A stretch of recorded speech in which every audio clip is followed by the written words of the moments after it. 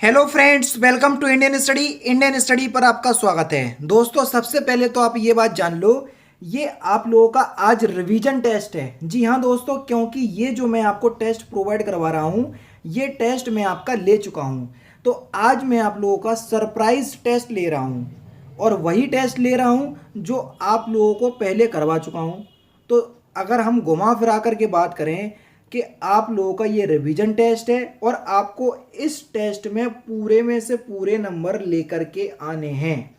और अगर आप इसमें एक दो क्वेश्चंस तो आपका चल जाएगा, माफ़ कर दूंगा कि गलत हो गया तो चलो कोई बात नहीं, लेकिन अधिकतर कोशिश करना कि पूरे में से पूरे नंबर हमको इस टेस्ट में लेकर के आना है। अब मैं बीच बीच में आप लोगों के लिए यही करूंगा जब तक आपका एग्ज़ाम होता है, क्योंकि मैं लगभग टेस्ट आपको प्रोवाइड करवा चुका हूँ। हिंदी के आपके 135 टेस्ट हो गए, जीके के आपके 125 टेस्ट हो गए, रीजनिंग के, मैथ के, इसी तरीके से।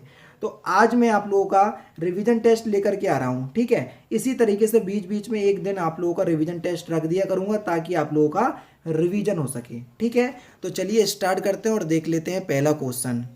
उत्तर प्रदेश में किस प्रकार की मिलें जो है वो सबसे अधिक संख्या में हैं। देखो, सबसे ज्यादा उत्तर प्रदेश में आपको कपड़ा मिल देखने को मिलेंगी, है ना।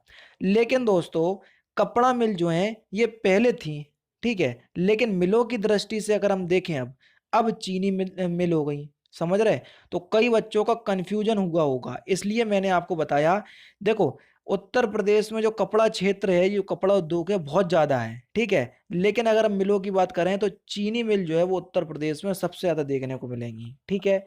तो यहाँ पर दूसरा ऑप्शन लगाना, कई लोग पहला ऑप्शन सोच रहे होंगे, इसलिए मैंने एक्सप्लेन किया इस क्वेश्चंस को।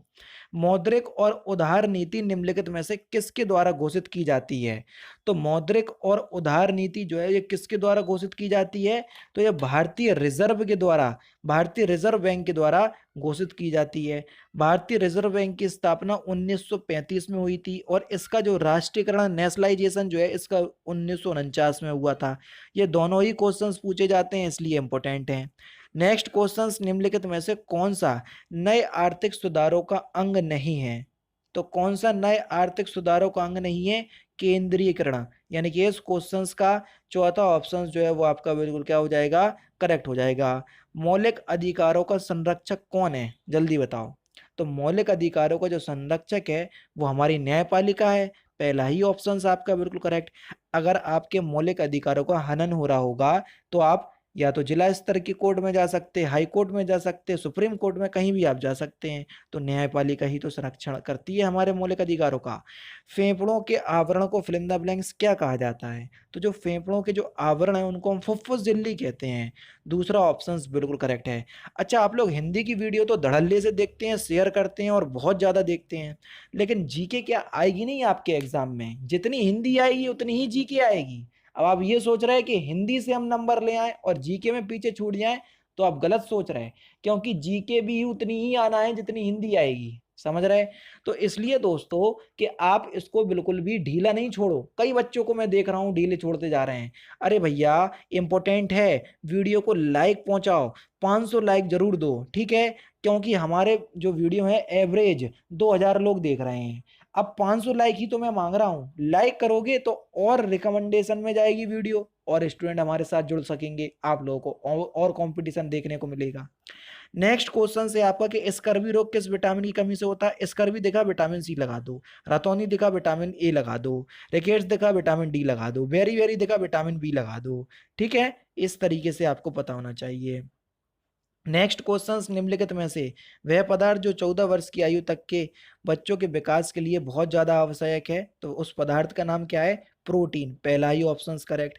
निम्नलिखित में से किस धातु का गलनांक सबसे कम है। तो गलनांक सबसे कम किस धातु का है। तो आपका सही आंसर हो जाएगा पारद। तीसरा ऑप्शन बिल्कुल करेक्ट हो जाएगा, ठीक है। नेक्स्ट क्वेश्चन की तरफ चलें। देखो, नेक्स्ट क्वेश्चन, डायनमो एक यंत्र है। डायनमो एक यंत्र है। ऑप्शंस में आपको दिखा रहा हूं। तो डायनेमो क्या करता है। तो डायनेमो जो है ये यांत्रिक ऊर्जा को विद्युत ऊर्जा में बदलता है। तीसरा ऑप्शन बिल्कुल करेक्ट। किसी व्यक्ति को मुक्त रूप से गुणन कर रहे घूर्णी मंच पर अपनी कोणीय चाल कम करने के लिए क्या करना चाहिए। घूर्णी चाल अगर आपको कम करना है तो अपने हाथ बाहर की ओर फैला देना चाहिए। तो तीसरा ऑप्शन आपका बिल्कुल क्या हो जाएगा, करेक्ट हो जाएगा। उत्तर प्रदेश का प्रथम राज्यपाल इनमें से कौन था? तो उत्तर प्रदेश के पहले राज्यपाल कौन थे? बीबी गिरी। चौथा ऑप्शन बिल्कुल करेक्ट। कौन सा दोस्तों? चौथा ऑप्शन बिल्कुल करेक्ट हो जाएगा। जेट इंजन के संरक्षण के सिद्धांत पर कार्य करता है? तो जेट इंजन किस सिद्धांत पर कार्य करता है? रैखिक संवेग संवेग के संरक्षण के सिद्धांत पर कार्य करता है। तीसरा ऑप्शन करेक्ट। रेडियम की खोज किसने की थी? इसके लिए इन्हें नोबेल पुरस्कार भी मिला था, तो किसने की थी? मैडम क्यूरी ने। पहला ही ऑप्शन बिल्कुल करेक्ट हो जाएगा। भारत के सर्वोच्च न्यायालय ने संविधान की मूल संरचना सिद्धांत यानी कि बुनियादी ढांचा सिद्धांत का प्रतिपादन निम्नलिखित में से किस मुकदमे में किया? तो किस मुकदमे में किया? तो आपका सही आंसर हो जाएगा केशवानंदन बनाम केरल राज, यानी कि तीसरा ऑप्शन जो है वो आपका बिल्कुल क्या हो जाएगा? करेक्ट हो जाएगा। नेक्स्ट क्वेश्चन से आपका कि ठंडे देशों में शीतकालीन में झीलें जम जाती हैं, ऊपर का पानी छोड़कर नीचे का पानी का जो तापमान होता है वो कितना रहता है? तभी तो मछलियां जिंदा रहती हैं। जो नीचे का जो तापमान है वो 4 डिग्री सेंटीग्रेड रहता है। तीसरा ऑप्शन आपका बिल्कुल करेक्ट। निम्नलिखित में से कौन रूपांतरित चट्टान नहीं है? जल्दी बताओ कौन रूपांतरित चट्टान नहीं है?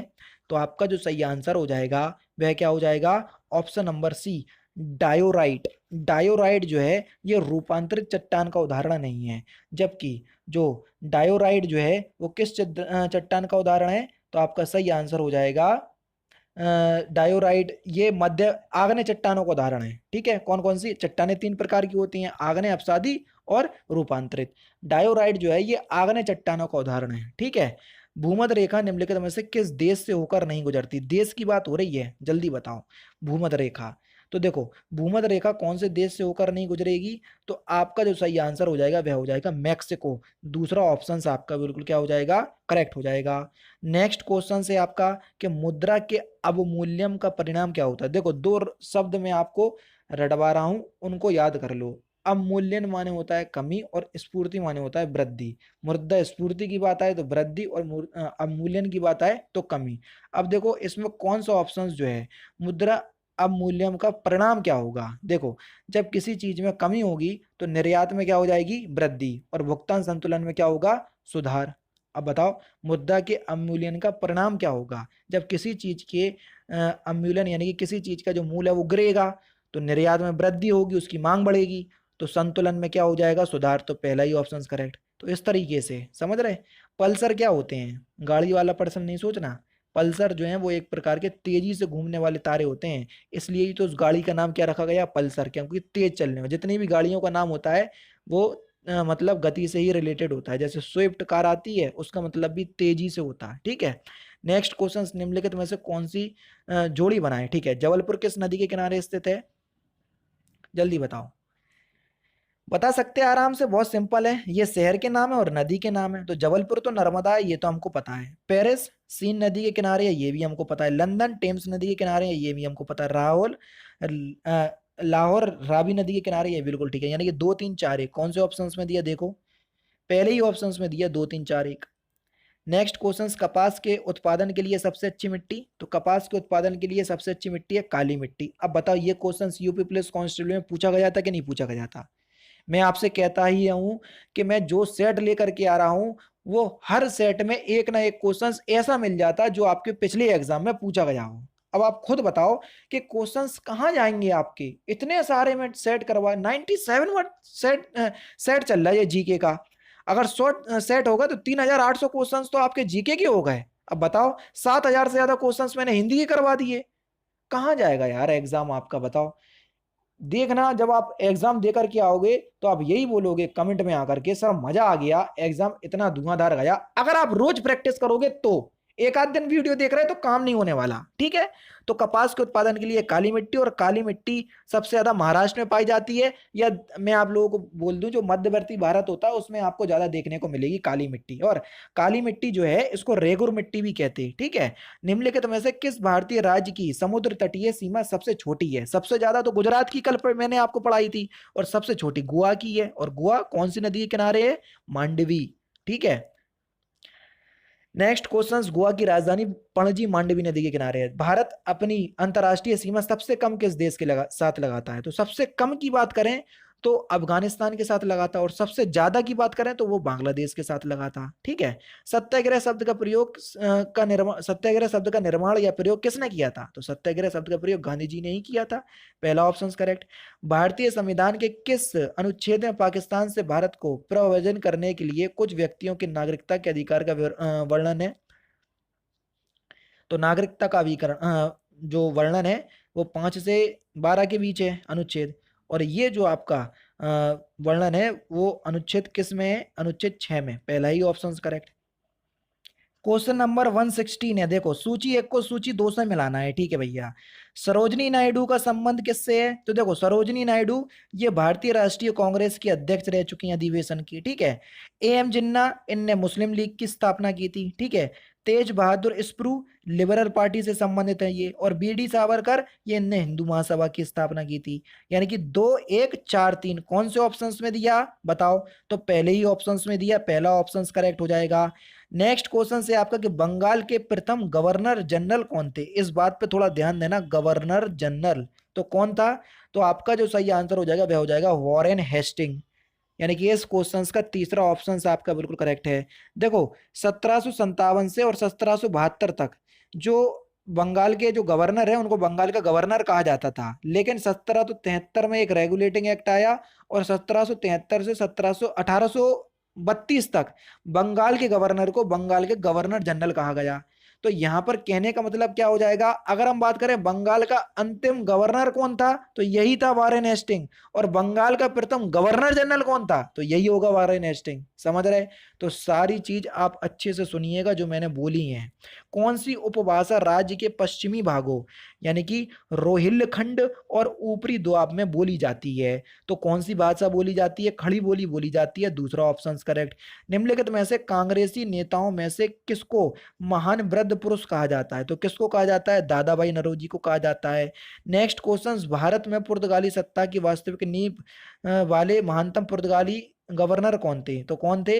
तो आपका जो सही आंसर हो जाएगा वह हो जाएगा अल्बुकर्क, यानी कि दूसरा ऑप्शन बिल्कुल करेक्ट। टोडरमल किस मुगल शासक के राजस्व मंत्री थे? अकबर का था। ज्यादा दिमाग लगाने की जरूरत है नहीं है। तीसरा option correct.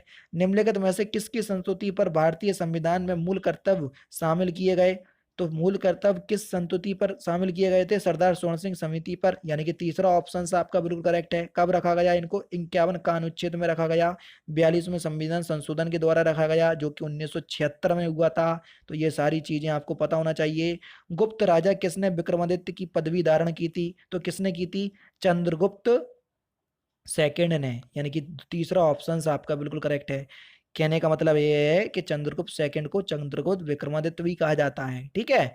Next question, Mahabhashya लिखा था किसने? तो जो महाभाष्य है ना ये पतंजलि ने लिखा। यानी कि इस क्वेश्चन का चौथा ऑप्शन करेक्ट। ठीक है। और लास्ट क्वेश्चन है, और इस क्वेश्चन का आंसर आप मुझे कमेंट बॉक्स में बताइए कि सिंधु घाटी सभ्यता का पतन नगर यानी कि बंदरगाह कौन सा है? इस क्वेश्चन का आंसर आप मुझे कमेंट बॉक्स में बताइएगा। तो दोस्तों ये थे आपके जीके का टेस्ट जो कि मैंने आज की इस वीडियो में आपको कवर करवा दिया। अगर आपको वीडियो अच्छी लगे तो वीडियो को लाइक और शेयर जरूर कर दीजिएगा। तो दोस्तों फिलहाल की वीडियो में सिर्फ इतना ही। अगर आपको वीडियो पसंद आए तो प्लीज़ दोस्तों वीडियो को लाइक कीजिए, शेयर कीजिए, और साथ ही साथ हमारे चैनल को सब्सक्राइब करना ना भूलें, क्योंकि मैं रोजाना ऐसी तरह की वीडियोस आप लोगों के लिए लाता रहता हूँ। नमस्कार दोस्तों, जय हिंद, जय भारत।